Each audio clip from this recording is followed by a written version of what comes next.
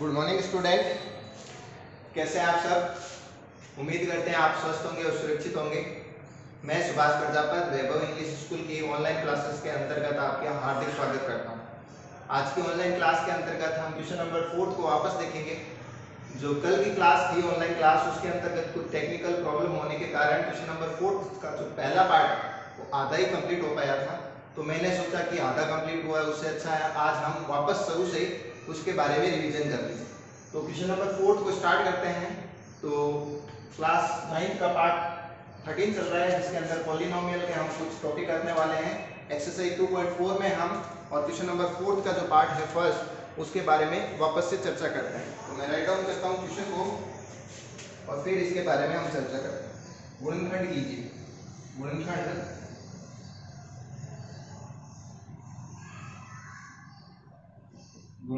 कीजिए। तो आपके पास में है फैक्टराइज सेल्स। तो यहाँ पे ये आपके पास में 4 क्वेश्चन दे रखे हैं। 12x स्क्वायर माइनस का 7x प्लस का 1। सेकेंड पार्ट दे रखा है आपके पास में 2x स्क्वायर प्लस का 7x प्लस का 3। जो क्वेश्चन नंबर 3 दे रखा है वो दे रखा है 6x स्क्वायर प्लस का 5x माइनस का 6। और जो क्वेश्चन नंबर 4 दे रखा है 3x स्क्वायर माइनस का x माइनस का 4। तो यहाँ पे क्वेश्चन नंबर 4 के अंदर 4 पार्ट दे रखे हैं, इन्हें हमें फैक्टराइज करना है। सिंपल सा रूल है, आपको कल मैंने जैसा कि बताया, ये द्विघात समीकरण का रूप है। द्विघात समीकरण किसे कहते हैं आपने पहली क्लास में पढ़ रखा होगा। द्विघात समीकरण पहली क्लास यानी कि मेरी पहली क्लास 9th जब मैंने पहला टॉपिक करवाया था 2.1, उसमें हमने पढ़ा था कि द्विघात समीकरण किसे कहते हैं। तो x square plus b x plus c बराबर 0, ये अपने द्विघात समीकरण होती है। यानी एक्स स्क्वायर का गुणांक ये दे रखा होता है, एक्स का गुणांक बी और सी एक अचर दे रखा होता है। तो कुछ इसी फॉर्मेट में ये सारी क्वेश्चन। तो इसी फॉर्मेट में होने के बाद में हम इसके चर ज्ञात कर सकते हैं। कैसे ज्ञात कर सकते हैं, जिसे हम मूल या रूट बोलते हैं। तो कैसे ज्ञात कर सकते हैं, आप सबसे पहले ए को सी से मल्टीप्लाई करें। ए को सी से मल्टीप्लाई करें। ए और सी क्या होंगे आपके पास में, एक्स स्क्वायर का गुणांक होगा वो ए होगा और जो सी होगा वो आपके पास में कांस्टेंट वैल्यू होगी। तो उम्मीद है आपको अच्छे से समझ में आया होगा। तो ये और इंटू सी की आप मल्टीप्लाई कर लीजिएगा। तो ए है आपके पास में 12 और सी आपके पास में 1 और 12 को 1 से गुणा करते हैं यानी 12 आपके पास में आंसर आ गया। तो यहाँ पे ए को सी से मल्टीप्लाई कर दिया आपने, 12 आ गया। अब आपके पास में जो बी है वो पार्ट कौन सा है, माइनस का 7। बी पार्ट कौन सा है, माइनस का 7। तो आपके जो गुणा करने पे डिजिट है वो आनी चाहिए 12। गुणा करने पर कितना आना चाहिए, 12 आना चाहिए। और जोड़ने या घटाने पर, जोड़ने या घटाने पर जो आंसर आना चाहिए वो कितना आना चाहिए, माइनस का 7। तो ऐसी संख्या आपको सोचनी है। मैंने आपको कल भी बताया था जैसा कि आपको सोचने के लिए या तो आप सोचिए, दिमाग पे जोर डालिए कि कैसे हो सकता है गुणा करने पे 12 आ जाए 2 डिजिट की और उनको जोड़ने पर 7 आ जाए। या आप इनको फैक्टराइज करें, जो गुणा करने पे डिजिट है उसकी फैक्टराइजेशन कर लीजिए। 12 का फैक्टर कितना होता है, 4 × 3 या 2 × 6 या फिर 12 × 1, 3 टाइप के फैक्टर होते हैं। तो 4 × 3 आप अपने काम में ले सकते हैं। 4 × 3 का मतलब 12 हो रहा है और 4 और 3 मिलके कितना हो रहा है, 7 हो रहा है।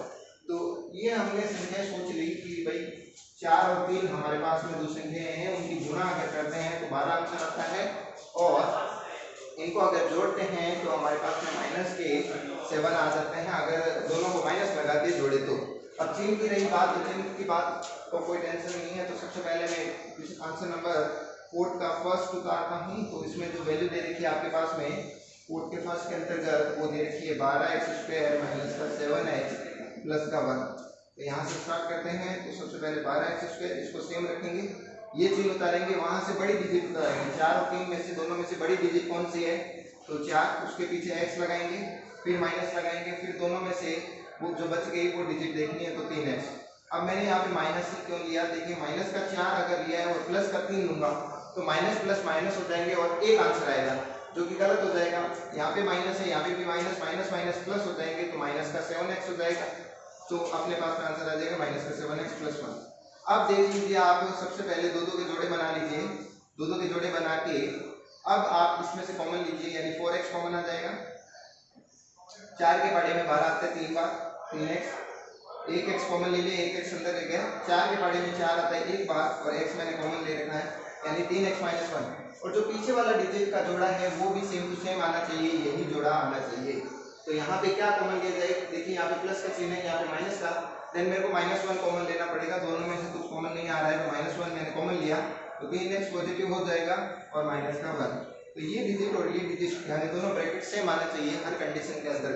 अगर सेम नहीं आ रहे तो आपने गुणनखंड गलत किया है। तो पहला गुणनखंड हो जाएगा 3x माइनस 1 और दूसरा गुणनखंड हो जाएगा 4x माइनस 1। तो ये आपने फैक्टराइज कर लिया और ये आपका आंसर है। तो आपने क्वेश्चन नंबर 4 का फर्स्ट कर लिया होगा, उम्मीद है आपको समझ में आएगा। थोड़ी प्रैक्टिस करेंगे सेकंड, थर्ड और फोर्थ के बारे में तो अच्छे से समझ में आ जाएगा। 2 मिनट का समय है, जल्दी से जल्दी क्वेश्चन नंबर 4 के फर्स्ट को राइट डाउन करें।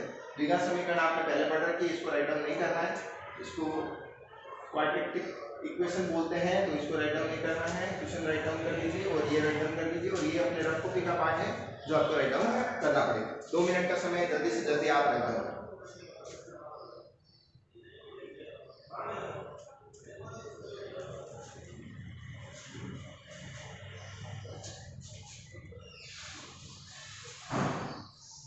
उम्मीद है आपने राइट डाउन कर लिया है फोर्थ का फर्स्ट। अगर अभी तक राइट डाउन नहीं किया है तो जल्दी से जल्दी राइट डाउन करें।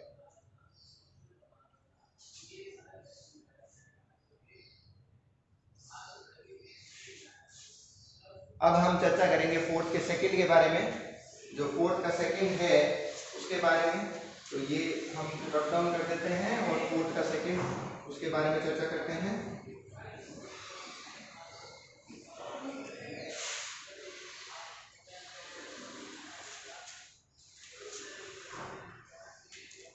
तो फोर्थ का सेकंड जो पार्ट है वो दे रखा है आपके पास में 2x² प्लस का 7x प्लस का 3। तो यहाँ पे गुणा करने पे चेंज हो जाएंगे और ये भी चेंज हो जाएंगे। तो देखते हैं इसके बारे में थोड़ी सी चर्चा कर लेते हैं। गुणा करने पर a को c से गुणा करनी है, यानी 2 को किससे गुणा करनी है, 3 से। ये a होता है, ये c होता है, दोनों की गुणा करनी है 2 को 3 से, यानी कि आपके पास में आंसर आ जाएगा 6। यानी गुणा करने पे आपके आंसर आना चाहिए 6, जोड़ने घटाने पे कितना आना चाहिए, 7 आना चाहिए। 7 आना चाहिए, जोड़ने घटाने पे भी आपकी जो वैल्यू है वो 7 आना चाहिए। फैक्टर कर लीजिए 6 के, अगर आप संख्या नहीं सोच सकते तो 6 के फैक्टर कीजिए।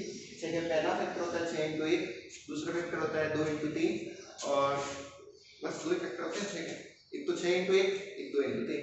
तो अब आप देखोगे कि 2 × 3 लेने से 2 और 3 5 बन रहे, तो ये तो नहीं चलेगा। और 6 और 1 को अगर लें, 6 और 1 कितने हो जाते हैं, 7 हो जाते हैं अगर जोड़ते हैं तो। और 6 और 1 की अगर गुणा करते हैं तो भी 6 आंसर आ जाता है। तो मेरी डिजिट सेटिस्फाई हो रही है तो मैं पहली डिजिट लूंगा 6 और दूसरी 1। तो 6 और 1 जो गोले में लिखता हूँ वो मेरे मूल होते हैं, तो जो मैंने x के वैल्यू सोचे हैं वो यहाँ लिखेंगे। तो 2x², तो प्लस का प्लस, यहाँ पे पहले दोनों में से बड़ी डिजिट लिखेंगे यानी 6x प्लस, फिर दोनों में से छोटी डिजिट यानी 1x प्लस 3। तो यहाँ पे दोनों में से अब कॉमन लेना है, आगे वाले दो जोड़ों में से और पीछे वाले दो जोड़ों में से।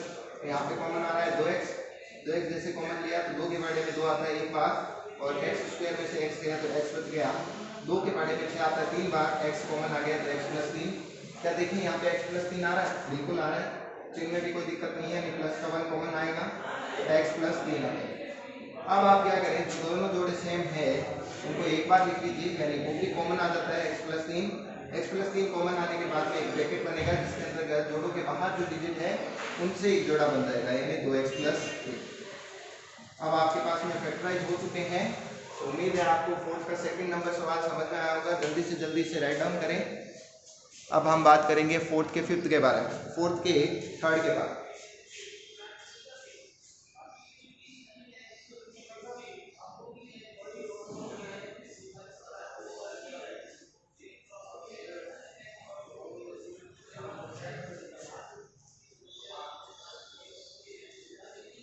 तो क्वेश्चन नंबर फोर्थ का सेकंड हमने कंप्लीट कर लिया है। अब हम बात करेंगे फोर्थ के थर्ड के बारे में। अगर अभी तक नहीं उतारा है तो 2 मिनट का वीडियो पॉज करें और जल्दी से जल्दी इसे राइट डाउन करें।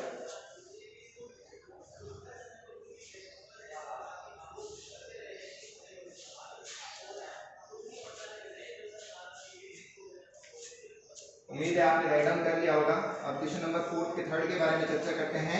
तो 4 का थर्ड है, उसमें क्या वैल्यू इस हिसाब से चेंज होगी देखते हैं। तो जो 4 का थर्ड है, यहाँ पे जो वैल्यू दे रखी है 6x² प्लस का 5x माइनस का 6, a को c से गुणा करनी है यानी 6 को 6 से गुणा करनी है यानी 36। चिन्ह ले रहे हैं या नहीं ले रहे हैं देख लेते हैं। चिन्ह लेने से कोई दिक्कत नहीं है। जोड़ने घटाने में कितना आना चाहिए 5, जोड़ने घटाने में कितना आना चाहिए 5, और गुणा करने पे माइनस का 36 आना चाहिए क्योंकि माइनस के 6 से मल्टीप्लाई कर रहे हैं तो माइनस का 36 आना, और जोड़ने घटाने में कितना आना चाहिए 5 आना चाहिए। तो अगर 36 के फैक्टर करेंगे तो 36 × 1 पहला फैक्टर होगा, दूसरा 18 × 2, तीसरा 9 × 4, चौथा 6 × 6, बस फिर वापस वही आ जाए। तो जो तीसरा फैक्टर है 9 × 5, अगर आप उनके बारे में बात करो 9 × 4 सॉरी 9 × 4 के बारे में बात करें तो 9 को 4 से गुणा करते हैं तो 36 आता है। अगर 9 में से 4 को घटा लिया जाए तो कितने बच जाएंगे 5 बच जाएंगे। 9 में से 4 को अगर घटा लिया जाए तो कितने बच जाएंगे 5 बच जाएंगे। क्लियर, समझ में आ गया होगा कि हमें किस हिसाब से फैक्टर कर रहे हैं। तो स्टार्ट करते हैं। हमने जो संख्या सोची है वो 9 और 4 सोची है, क्योंकि 9 और 4 को गुणा करते हैं तो 36 आता है, और 9 में से 4 घटाता हूँ तो 9 में से 4 घटाता हूँ तो 5 बच जाता है। तो अपने आंसर सेटिस्फाई हो रहा है। तो यहाँ से स्टार्ट करते हैं 6x², पहले यहाँ से प्लस लिखेंगे, वहां से बड़ी डिजिट उतारेंगे तो बड़ी डिजिट है यहाँ पे 9, उसके पीछे x। अब अगर दूसरी डिजिट माइनस की लूँ या पॉजिटिव लूँ, अगर पॉजिटिव लेता हूँ 9 और 4 कितने हो जाएंगे 13 हो जाएंगे, और अगर नेगेटिव लेता हूँ तो 9 में से 4 घट जाएंगे यानी 5 हो जाएंगे। तो नेगेटिव ले लेता हूँ तो माइनस का 4x माइनस का 6। अब यहाँ तक होने के बाद में अब मैं क्या करूँगा, इन दोनों में से जोड़ों में से कॉमन लेना पड़ेगा, आगे वाले 2 और पीछे वाले 2 में से।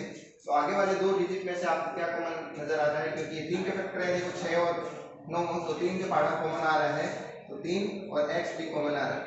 तो 3x कॉमन ले रहे हैं तो 3 के पार्ट में 6 आता है 2 बार, 1x मैंने कॉमन ले लिया तो 1 अंदर बच जाएगा। 3 के पार्ट में 9 आता है 3 बार, x मैंने कॉमन ले लिया तो 2x प्लस 3। अब जो नेक्स्ट टॉपिक है उसमें भी सेम टू सेम ऐसे ही ब्रैकेट बनना चाहिए। दोनों में माइनस है, यहाँ पे मेरे प्लस है, तो मेरे को माइनस करने के लिए प्लस करने के लिए माइनस कॉमन लेना पड़ेगा। अब दोनों में क्या कॉमन आ रहा है 2 कॉमन आ रहा है, तो 2 के पार्ट में 4 आते हैं 2 बार, 2 के पार्ट में 6 आते हैं 3 बार, चिन्ह प्लस का हो जाएगा। समझ में आया प्लस कैसे हो गया, क्योंकि माइनस मैंने कॉमन ले लिया बाहर। तो माइनस जब बाहर कॉमन ले लिया जाता है तो अंदर पॉजिटिव हो जाता है। अब 2 ब्रैकेट एक जैसे आपको दिखाई दे रहे हैं, उनको सेम लिखना है, 2x प्लस 3, और जो ब्रैकेट है बाहर के उनमें से एक ब्रैकेट बना देंगे 3x माइनस 2, देन ये आपके फैक्टर बन चुके हैं। तो हमने चौथे का थर्ड पार्ट भी कंप्लीट कर लिया है। 2 मिनट का समय है, जल्दी से जल्दी इसे राइट डाउन करें। बात करेंगे चौथे के फोर्थ क्वेश्चन के बारे में। तो हमने फोर्थ का थर्ड कंप्लीट कर लिया है, जल्दी से जल्दी इसे राइट डाउन करें। 2 मिनट का समय आपके पास में। अब हम फोर्थ के बारे में चर्चा करेंगे।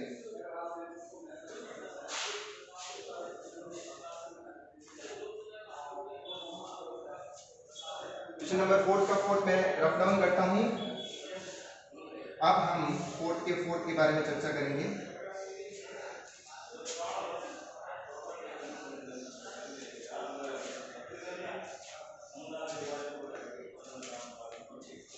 तो आंसर नंबर 4 का फोर्थ, इसमें जो वैल्यू दे रखी है वो दे रखी है 3x² माइनस का x माइनस के 4।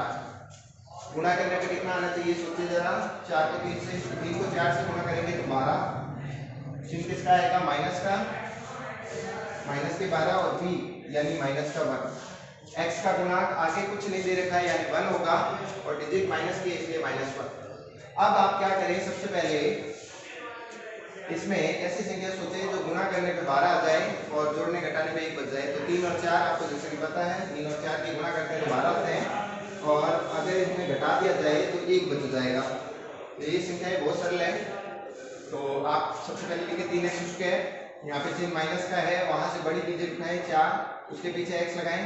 अब आपको पता है प्लस का 3x लेना पड़ेगा, क्योंकि माइनस प्लस माइनस होता है। 4x में से 3x जाएंगे तो 1x बच जाएगा जो कि माइनस का होगा।